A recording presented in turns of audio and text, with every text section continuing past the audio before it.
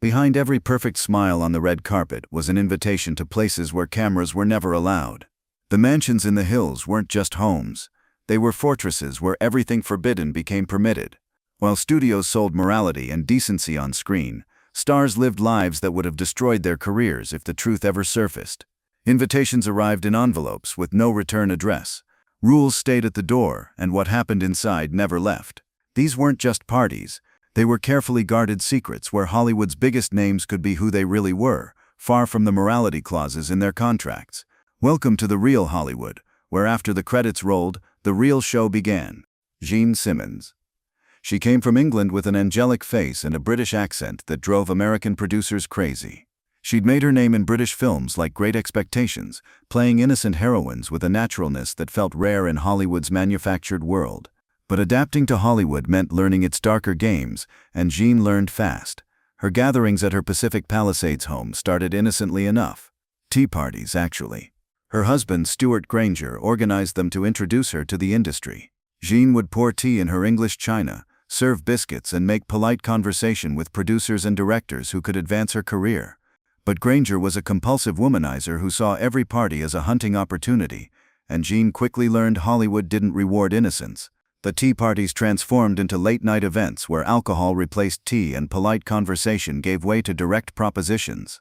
Howard Hughes stalked her obsessively, showing up uninvited because, technically as her RKO boss, he could. The contract she'd signed with Hughes in 1950 became a golden prison that kept her idle for years while he decided what to do with her. He'd bought her contract from J. Arthur Rank for $200,000, an enormous sum, and then proceeded to do absolutely nothing with her except show up at her parties uninvited. Those parties during her waiting years were her only way to stay connected to the business. Otto Preminger passed through her living room, as did Marlon Brando and Richard Burton. All of them knew about Hughes's obsession. All of them knew Jean was trapped. Some came to offer support. Others came for different reasons entirely. Granger cheated openly during their parties, disappearing into upstairs rooms with younger actresses while Jean smiled to keep up appearances. She'd stand in her own living room, watching her husband seduce other women, because leaving him meant losing what little power she had left. The other guests pretended not to notice, or worse, they noticed and didn't care. When Jean finally divorced Granger in 1960, the gatherings ended abruptly. She married director Richard Brooks, a serious man who despised Hollywood's social circus. Brooks saw the parties for what they were. Transactions disguised as friendship, power plays disguised as fun. Jean never hosted another one. She lived until 2010, a respected octogenarian who rarely spoke of her early California years. Those parties stayed buried deep, a chapter she preferred to forget. Janet Gaynor. She won the very first Academy Award for Best Actress in 3 films earned her that honor: Seventh Heaven, Street Angel, and Sunrise. At 22, she was Hollywood royalty. But that victory came with a price she paid for decades. Her parties at her Hollywood home were legendary for mixing established stars with designers, dancers, and artists who lived on the industry's fringes. While other actresses hosted segregated gatherings where only A-listers received invitations, Janet opened her doors to anyone interesting, regardless of their place in the pecking order. Choreographers drank alongside leading men. Set designers argued about art with studio executives. It was democracy in a town built on hierarchy. Her marriage to MGM's costume genius Adrian was a mutually convenient arrangement. He gained heterosexual respectability, and she gained protection from rumors about her true orientation. Their home became a sanctuary, where people could be themselves at a time when authenticity was dangerous. Under the Hays Code, even the slightest hint of impropriety could ruin careers, making Janet's home both a refuge and a risk. Broadway star Mary Martin was a frequent guest, and whispers of a romantic relationship between her and Janet persisted for years. The two women would sit close together on the sofa, speaking in low voices while the party swirled around them. Other guests knew not to interrupt those conversations. Some things were understood without being spoken. The games at Janet's parties started innocently enough, but often ended with same-sex couples vanishing into side rooms. Charades would turn into strip poker. Innocent dancing would become something else entirely.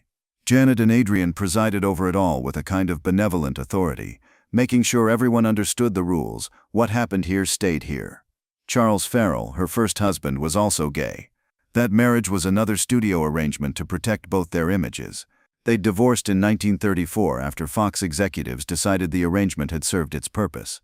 After marrying Adrian in 1939, Janet repeated the pattern with a new partner. The gatherings continued, perhaps quieter but no less daring. Adrian died in 1959, and Janet retreated from Hollywood entirely. She moved to Palm Springs, painted, and lived quietly. In 1982, a taxi struck her while she was crossing the street in San Francisco. She died 2 years later from those injuries, at 77. The stories of those nights died with the generation that attended them, guarding secrets Hollywood still isn't ready to face. June Haver. She was a platinum blonde that 20th Century Fox promoted as the next Betty Grable. She sang, she danced, she looked perfect in Technicolor. But what she truly wanted was escape from the Hollywood machine, and her path to finding it was stranger than any script Fox ever gave her. Her parties before retiring in 1953 to join a convent were surreal mixes of prayer and temptation. June invited priests and nuns alongside actors and producers, creating an atmosphere where the sacred and the sinful fought for attention. Father O'Brien from St. Victor's would arrive in his collar, sipping wine while discussing theology with June in one corner. In another corner, a producer would be making a pass at a starlet half his age. The contrast was jarring, intentional, and deeply revealing of June's internal struggle. Fred McMurray, who later became her husband, attended regularly, baffled by June's dual nature. He'd watch her lead prayers before dinner, then pour whiskey for guests who wanted something stronger than communion wine. McMurray was a practical man who didn't understand why anyone would make life more complicated than necessary, but he was drawn to June's contradictions. The gatherings ended early compared to other Hollywood events, not because they were dull, but because June imposed a strict curfew that confused guests used to sunrise endings. At midnight, the party was over. June would stand at the door, thanking everyone for coming, while people still held full drinks. It was as if she was trying to prove she could control something, even if it was just the clock. Her time in the convent lasted only 8 months before she returned to Hollywood, officially to care for her ill mother. The truth was darker. June discovered she couldn't escape her demons behind a nun's habit. Depression didn't respect holy orders. Anxiety didn't vanish because you took vows. She came back defeated, humiliated, and convinced she'd failed God himself. Her post-convent parties carried a tone of penance, as if every gathering was a public confession of spiritual failure. She'd apologize to guests for serving alcohol, then pour them another drink. She'd mention her time with the sisters, then quickly change the subject. Everyone could feel her shame, thick in the air like smoke. She married McMurray in 1954, after his first wife died of cancer. The parties turned into dull family dinners. The wild crowds stopped receiving invitations.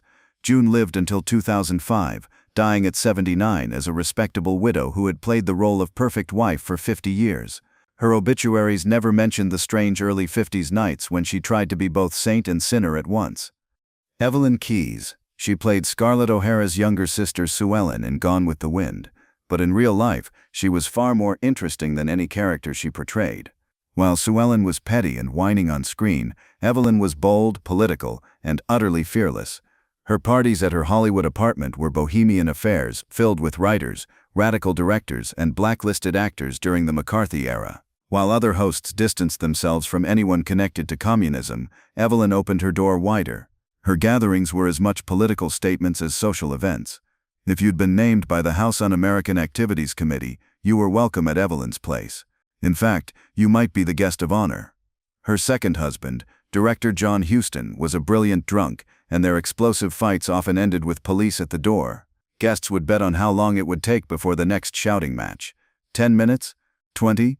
Sometimes they'd make it through dinner. Other times, Huston would arrive already furious about something, and the evening would implode before appetizers. The fights were spectacular.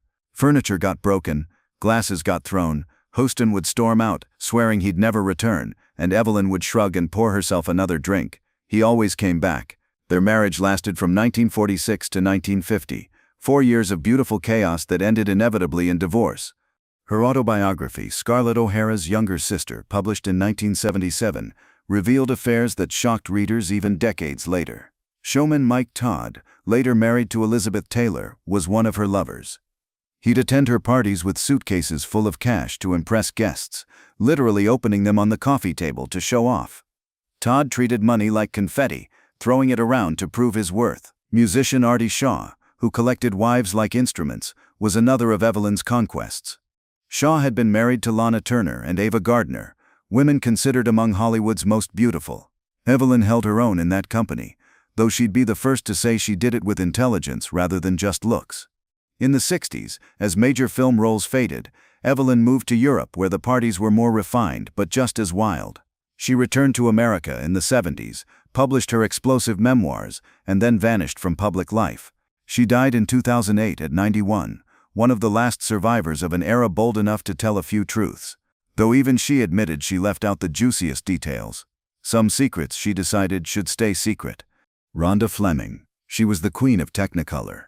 Her fiery red hair was more famous than some of her films, a shade so vivid it seemed unreal on screen.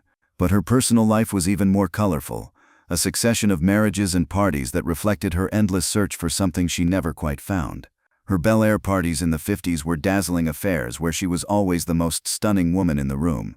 Rhonda knew how to make an entrance, descending her staircase in gowns that matched her famous hair. Everything was choreographed for maximum impact. She was producing her life the way studios produced films. 6 marriages proved she was searching for something lasting, and each husband changed the tone of her gatherings completely. Her first husband, actor Tom Lane, drank too much and caused public scenes at parties. Guests would watch, mortified as he slurred his words and picked fights with anyone nearby. Rhonda would try to manage him, steering him toward a bedroom to sleep it off, but the damage was always done. Dr. Lewis Morrill, a wealthy physician, brought respectability but unbearable boredom. His parties were so dull, guests often left early, citing fictional morning commitments. Morrill wanted to discuss medical journals while Hollywood wanted to gossip. It was a mismatch from the start, and Rhonda looked miserable standing beside him. Her evangelical conversion in the 60s didn't stop the gatherings, only changed the guest list. Actors were replaced by preachers, wine by grape juice, but Rhonda still reigned at the center, orchestrating every detail. She'd found God, she told everyone, and wanted to share that joy, but the joy looked suspiciously like another performance.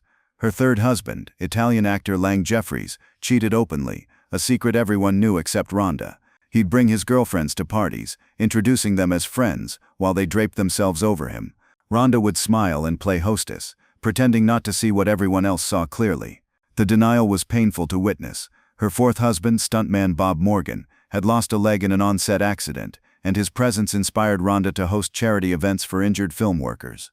Finally, her parties had purpose beyond entertainment. Morgan brought authenticity to Rhonda's life, something real beneath all that red hair and glamour. Rhonda died in 2020 at 97, outliving nearly everyone from her era. Her parties evolved with her from wild Hollywood nights to prayer meetings to charity galas, but she was always the star. No matter who she married or what she believed, Rhonda Fleming knew how to command a room. Faith Demergue. She was a personal discovery of Howard Hughes, and that connection haunted her career forever. Hughes spent a fortune crafting her image, buying her contract from Warner Brothers, and staging lavish parties where Faith was the centerpiece. But they weren't really her parties. They were Hughes's productions, and Faith merely played hostess. Hughes would plan everything, the guest list, the menu, the seating arrangements. Faith would smile, pour drinks and make conversation while Hughes watched from the shadows, noting every interaction. Guests knew they were there to impress Hughes, not to know Faith. They'd compliment her beauty, praise her upcoming films, and position themselves for Hughes's approval. Faith was a prop in her own life. The parties at Hughes's mansion were elaborate affairs with dozens of guests, but Faith would often feel completely alone in the crowd. She'd stand at the center of conversations without being part of them. People would look through her to see if Hughes was watching. She learned quickly that she didn't matter. Only his perception of her mattered. Her marriage to Argentine director Hugo Fregonese in 1947 gave her some independence, and her gatherings changed tone. No longer orchestrated by Hughes, they became genuine, but no one knew who Faith truly was after years of pretending to be his fantasy. Hugo's Latin guests mingled awkwardly with Hughes's lingering Hollywood entourage. Two worlds that didn't understand each other, presided over by a woman who didn't fully understand herself. In the 60s, as her career faded, Faith moved to Europe, hosting smaller, more relaxed but also more desperate parties. She was trying to recreate the glamour she'd known, but without Hughes's money and influence, the magic was gone. The apartments were smaller, the guests were less famous. The whole enterprise felt sad, like watching someone perform for an audience that had stopped paying attention.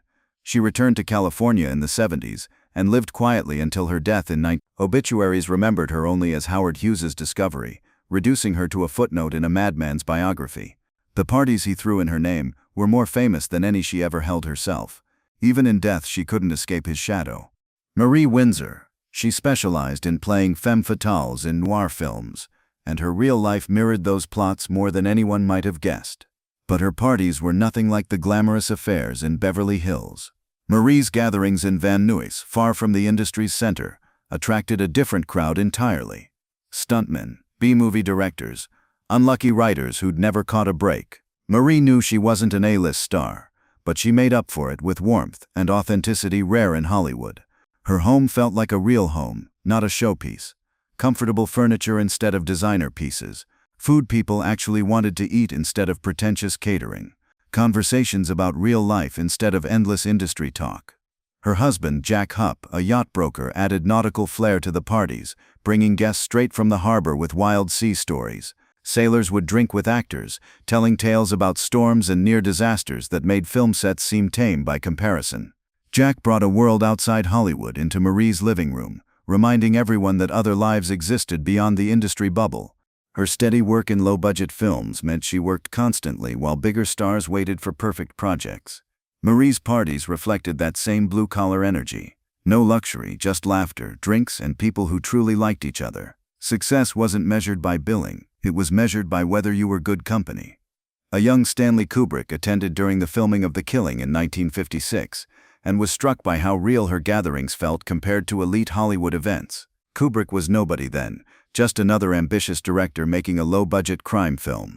At Marie's place, nobody cared about status. The stuntman who'd never get his name on a poster received the same welcome as anyone else. Marie worked into her 80s, appearing on television when film roles dried up. Her parties continued long after others stopped hosting them, simply because she genuinely loved having people around. She died in 2008, respected by those who knew her, though forgotten by popular culture. The stories of her nights survive only through stuntmen and character actors who cherished that someone of her rank treated them as equals. Adele Jurgens. She was a former chorus girl who never forgot her burlesque roots. While other actresses buried their pasts and pretended they'd sprung fully formed into Hollywood stardom, Adele embraced where she came from. Her parties in Sherman Oaks were loud, unapologetic celebrations filled with dancers, singers, and showbiz outsiders Hollywood looked down on. Her husband, Glenn Langan, starred in low-budget science fiction films like The Amazing Colossal Man. Together they hosted theme nights where guests dressed as monsters or aliens. It was kitsch before kitsch had a name, and the serious actors stayed away, calling them tacky. But those who went had more fun than anywhere else in Beverly Hills. Guests would arrive in homemade costumes, cardboard robot suits, rubber alien masks, elaborate makeup transforming them into creatures from B-movies. Adele and Glenn would judge the costumes, awarding ridiculous prizes. A bottle of cheap champagne for best costume, a stuffed alien toy for worst. The whole thing was silly and wonderful and completely unpretentious. Her beauty had earned her small roles at Columbia Pictures, but limited talent kept her in supporting parts. She was decorative but not essential. The parties were compensation for a career that never fully took off. If she couldn't be a star on screen, she'd be one at home, surrounded by people who appreciated her for more than her looks. A young Marilyn Monroe, still just a model with dreams, attended several of Adele's gatherings long before fame found her. Photos from those nights show hungry, laughing girls, unaware one of them would become an icon. Marilyn in a cheap dress, holding a drink, smiling at something someone said. Just another hopeful kid at a party, indistinguishable from a dozen others. By the 60s, work had dried up and the parties stopped. Adele lived until 2002, dying at 82 in quiet obscurity. Her themed gatherings are fondly remembered by showbiz folk who appreciated that she celebrated Hollywood's less glamorous side. The dancers who never became stars. The bit players. The people who showed up and did the work without ever seeing their names above the title. Hollywood built its empire on presentable lies and hidden truths. While studios sold purity and family values on the big screen, the stars in the hills proved they were as human and flawed as anyone else. These 8 women hosted parties that revealed more about the real Hollywood than 1,000 movies ever could. They navigated an impossible system that demanded perfection while punishing honesty, that sold morality while profiting from scandal. Jean Simmons escaped to a quieter life. Janet Gaynor took her secrets to the grave. June Haver found peace in domesticity after years of spiritual crisis. Evelyn Keyes wrote her truth and walked away. Rhonda Fleming kept searching until she died. Faith Dahmer's dank never escaped Hughes's shadow. Marie Windsor created community where none existed. Adele Jurgens celebrated the forgotten. The next time you watch a classic film and admire the elegance, remember that after the cameras stopped rolling, those same stars took off their makeup and showed their real faces. Subscribe for more stories the morality clauses tried to erase, because the real Hollywood isn't in the films they made, it's in the lives they lived when no one was watching, or when they thought no one was watching. Someone was always watching, taking notes, waiting for the right moment to speak. What would you risk to be yourself in a world that demanded you be someone else?